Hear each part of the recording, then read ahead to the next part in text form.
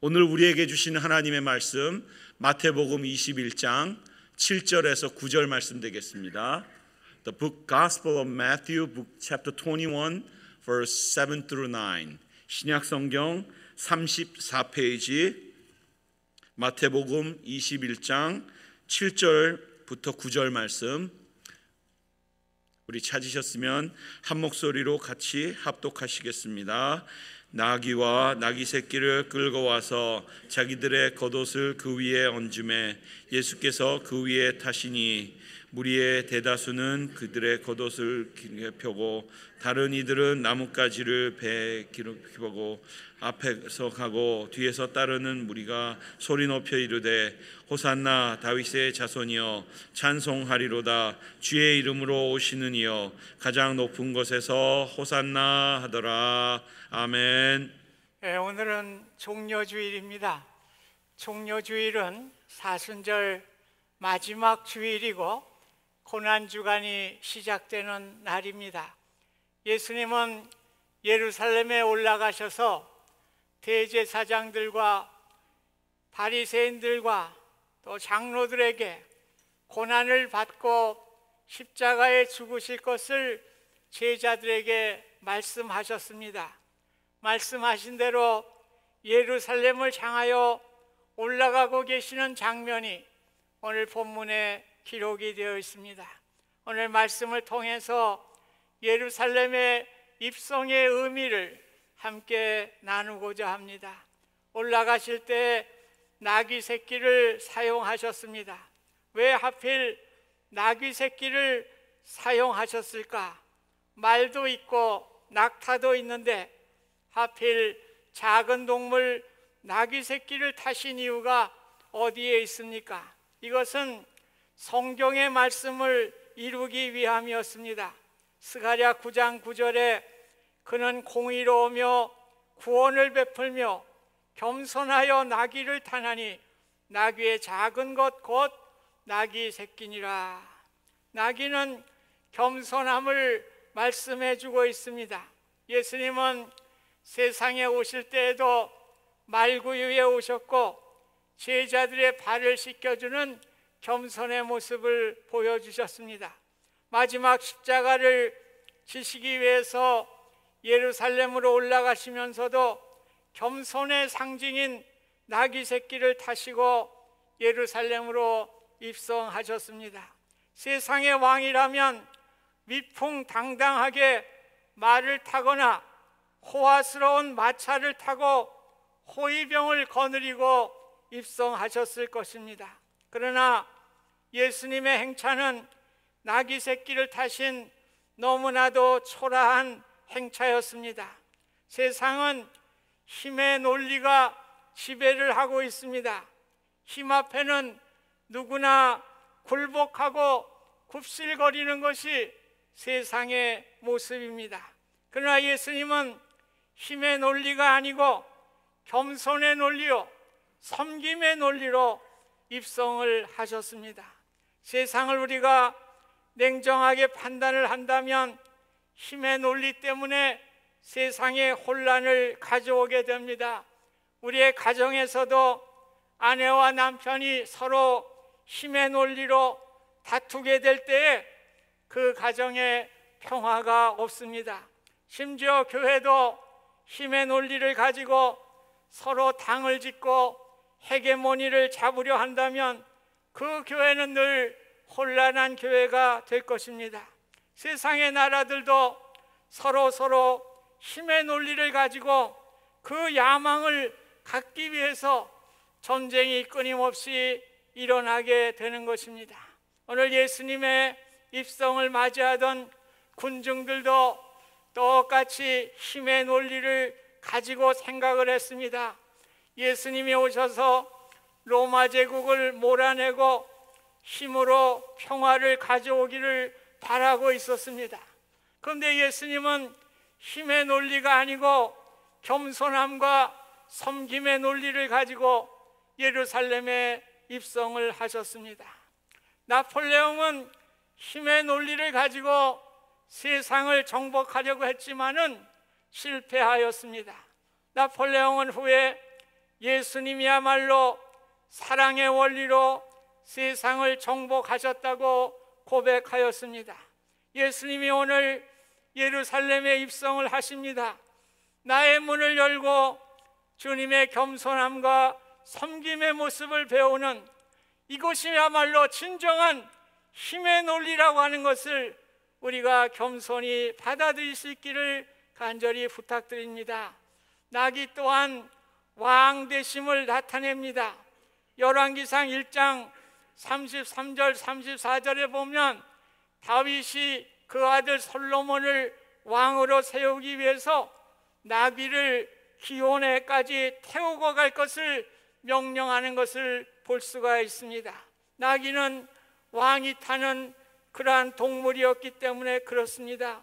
예수님은 자신이 메시아 되심을, 만왕의 왕 되심을 알리시면서 입성을 하셨습니다. 공생애 중에는 누구든지 자신이 메시아임을 알리지 말라고 말씀을 하셨습니다. 베드로가 주는 그리스도시요 살아계신 하나님의 아들이십니다 이렇게 고백하자 그 신앙은 칭찬하셨지만은 이에 제자들에게 경고하사 자기가 그리스도인 것을 아무에게도 이르지 말라고 말씀을 하셨습니다.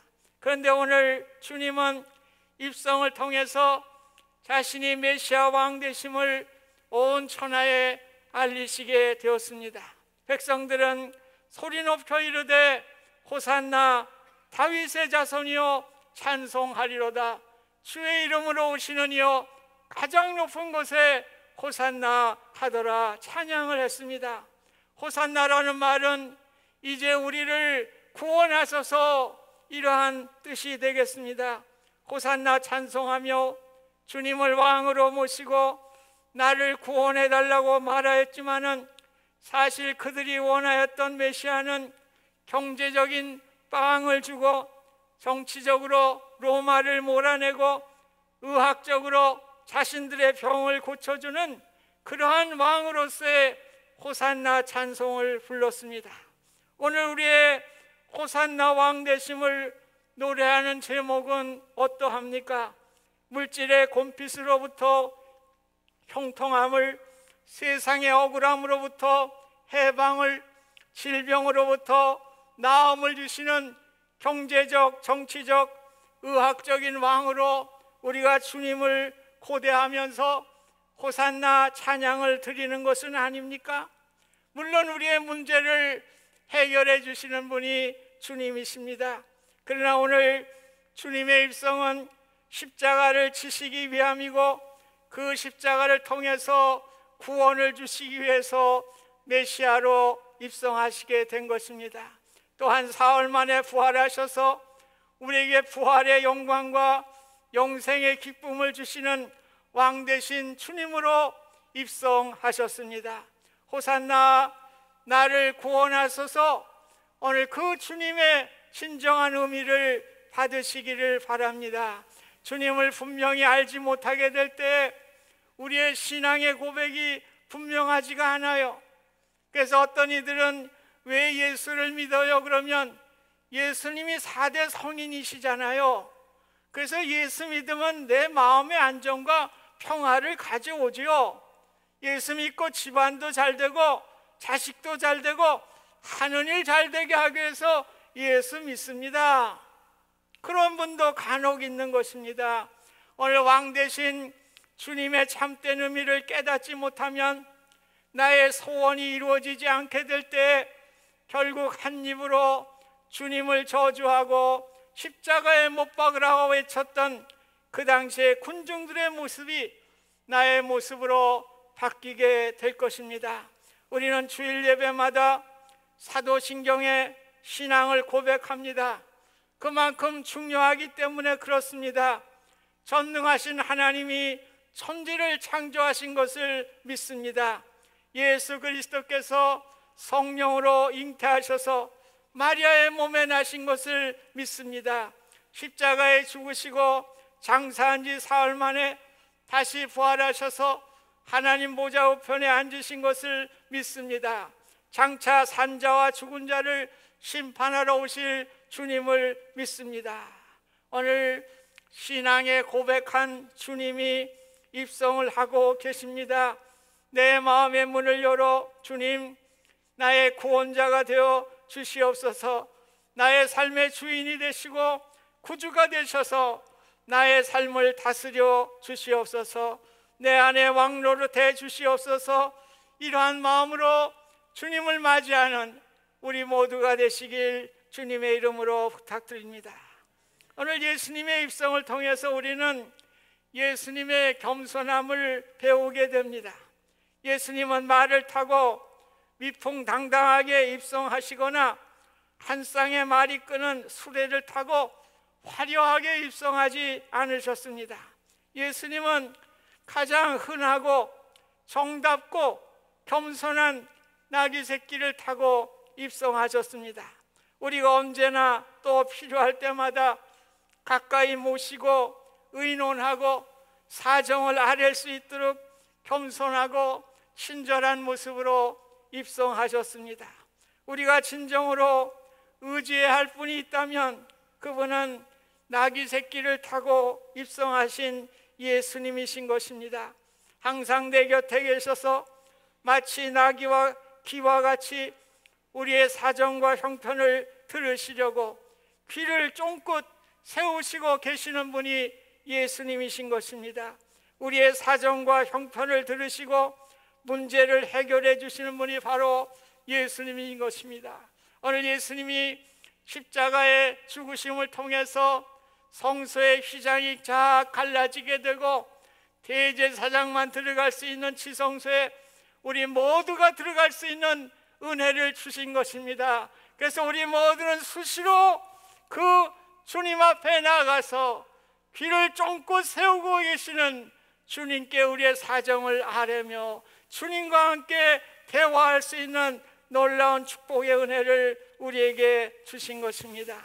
나귀 새끼를 타고 겸손히 입성하신 예수님, 누구나 접근할 수 있는 친근함으로 입성하신 예수님, 나귀 새끼의 귀가 쫑긋한 것 같이 우리의 기도를 들으시는, 언제나 우리를 사랑하시고 우리와 함께 하시는 그 주님을 맞이하시는 종려주일이 되시기를 주님의 이름으로 부탁드립니다. 오늘 예수님의 예루살렘 입성은 큰 용기를 가진 행동이었습니다. 예수님은 예루살렘에서 자신을 죽이기 위한 세력들이 있음을 알고 계셨습니다.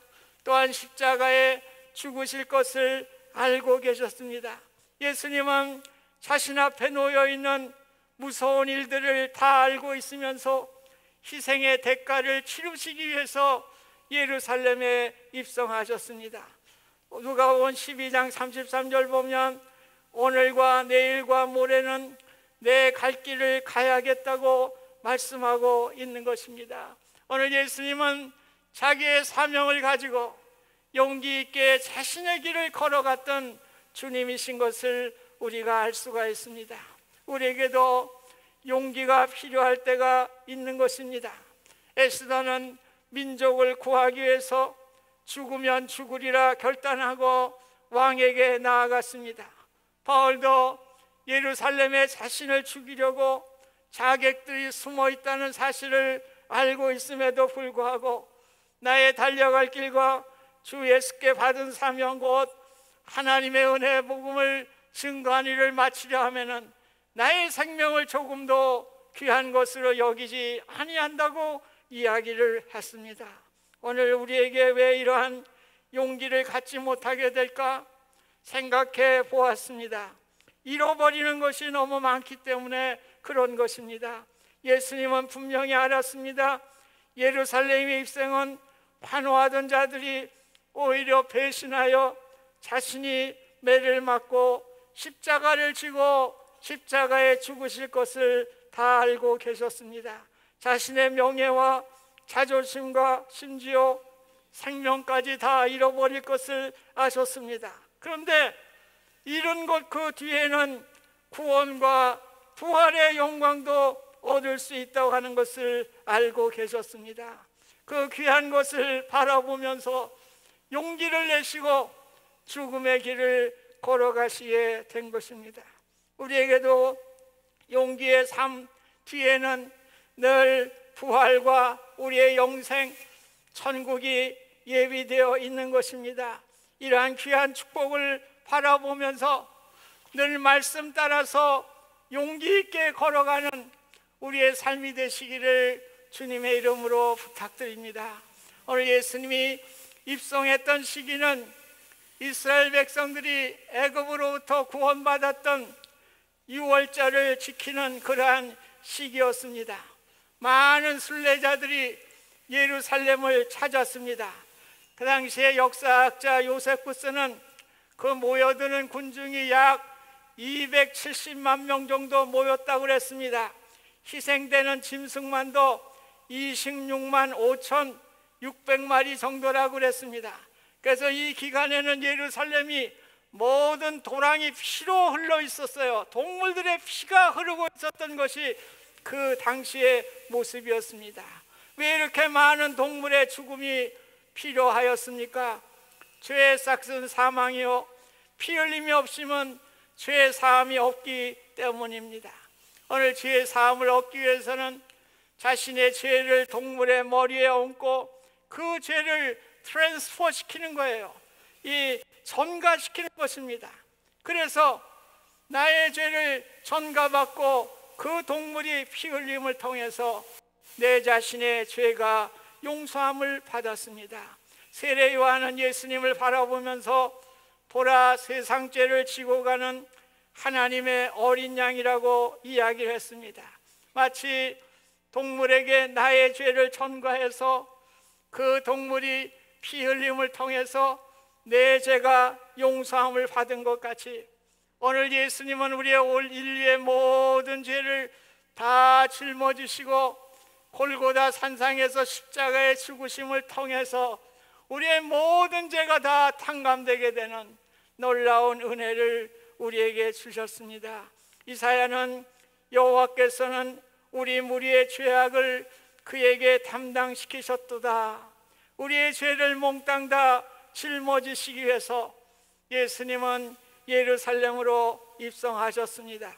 구원은 예수님이 내가 받을 형벌을 대신 감당했다고 하는 내 죄를 동물이 대신해서 피를 흘린 것 같이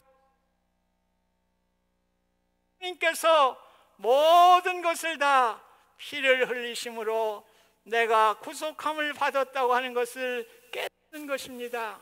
이것이 구원인 것입니다. 그것을 깨닫고 우리가 고백하게 될 때에 예수 그리스도를 믿음으로 구원함을 얻게 되는 것입니다. 종려주일에 예수님의 예루살렘의 입성의 최종의 목적은 십자가를 지시기 위함이었습니다. 예루살렘의 남쪽으로 조금 내려가면 베들레헴이라고 하는 곳이 있어요. 베들레헴은 양을 많이 기르기 때문에 6월절이 되면 제사를 드리는 사람들이 이곳에서 양을 사서 제사를 드리는 경우가 많이 있었습니다. 그 베들레헴에서 예수님이 탄생하셨습니다. 마치 베들레헴의 양이 속죄 제물로 사용되듯이 예수님은 인류를 구원하시기 위해서 베들레헴에서 태어나셔서 어린 양이 되어 우리의 죄를 사하시게 된 것입니다. 예수님은 하늘보다 높은 지위를 다 버리시고 이 땅에 낮고 천한 몸을 입으시고 오셔서 역사 가운데 오셔서 구원의 역사에 직접 참여하시고 우리를 구원해 주신 것입니다. 예수님은 천국과 같은 변화산에 머물지 않으셨습니다. 산 아래 내려오셔서 귀신 들린 아이를 고쳐주시고 역사의 현장에서 인간의 슬픔과 고통과 어두움과 죄악과 미움과 투쟁의 모든 문제를 직접 감당하셨습니다. 우리 그리스도인들도 이 시대에 주어진 삶을 용기 있게 걸어가시기를 바랍니다. 나에게 손해가 온다 하여도 용기 있게 주어진 길을 똑바로 가게 될 때에 하나님께 영광이 되는 것이고요, 이웃에게 구원의 역사를 이루는 길이라고 하는 사실을 우리가 알기를 바랍니다. 설교를 준비하면서 한경직 목사님을 추모했던 책인 를 다시 꺼내 보았습니다. 해결핵으로 3년만 살면 죽는다고 하는 그 상황 속에서 하나님 3년만 더 살게 해서 민족을 위해 일하게 해 주세요. 그랬는데 99세까지 세상에 살게 되셨습니다. 한경직 목사님의 좌우명은 우리 민족이 하나님의 뜻대로 사는 복된 백성이 되게 하여 주옵소서. 이게 좌우명이에요. 그래서 늘 좋아하셨던 찬송가 493장 하늘 가는 밝은 길 2절 우리 한번 같이 한번 불러보실까요? 내가 우리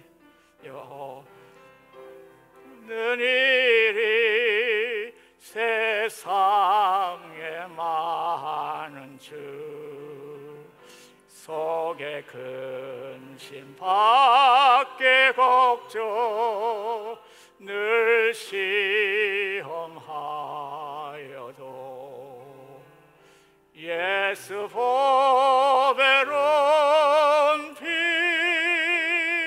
모든 것을 이기니